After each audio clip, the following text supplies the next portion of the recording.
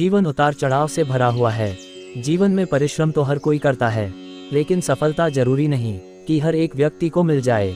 कुछ लोग निरंतर परिश्रम करते हैं, लेकिन जब उन्हें असफलता मिलने लगती है तो वह स्वयं पर विश्वास रखना छोड़ देते हैं और फिर उन्हें लगने लगता है कि अब तो उनके जीवन का कोई महत्व नहीं रहा। दुनिया में बहुत से ऐसे लोग हैं जो असफल होने पर हार मान जाते हैं, जीवन में आने वाली तनिक क्षणों की मुश्किलों से घबरा जाते हैं। ऐसे समय में व्यक्ति को प्रेरणादायक कहानी की जरूरत पड़ती है, क्योंकि ऐसी कहानियां लोगों में आत्मविश्वास जगाती हैं और बताती हैं कि जीवन में सफलता प्राप्त करना आसान नहीं, लेकिन जो व्यक्ति स्वयं पर विश्वास रखता है, लगातार मेहनत करता है, धैर्य रखता है, वह एक ना एक दिन निश्चित ही सफल होता है। दुनिया भर में बहुत सारी प्रेरणादायक कहानियां मौजूद हैं जिससे आप प्रेरणा पा सकते हैं। ऐसी ही यह एक प्रेरणादायक कहानी है जिसे पढ़कर आपको स्वयं पर विश्वास होने लगेगा। तो चलिए मित्रों, देर ना करते हुए कहानी को शुरू करते हैं। एक बार एक व्यक्ति जीवन में अपनी असफलताओं से हताश होकर चुपचाप बैठा हुआ था। उसकी निराशा देख भगवान स्वयं उसके सामने प्रकट हुए।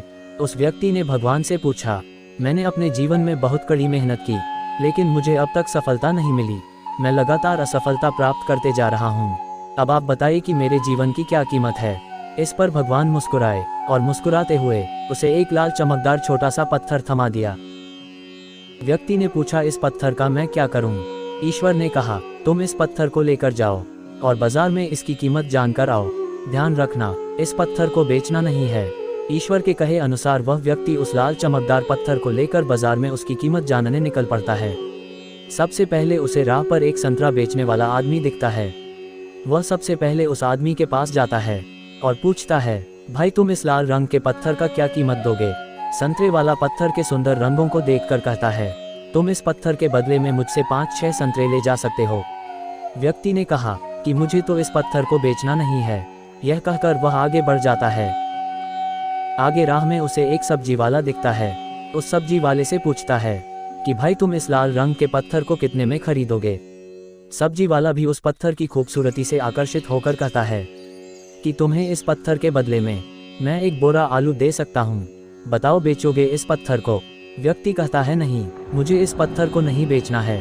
अब वह व्यक्ति सीधे एक सुनार की दुकान चला जाता है। सुनार के दुकान में बहुत बेशकीमती खूबसूरत गहने पड़े हुए थे।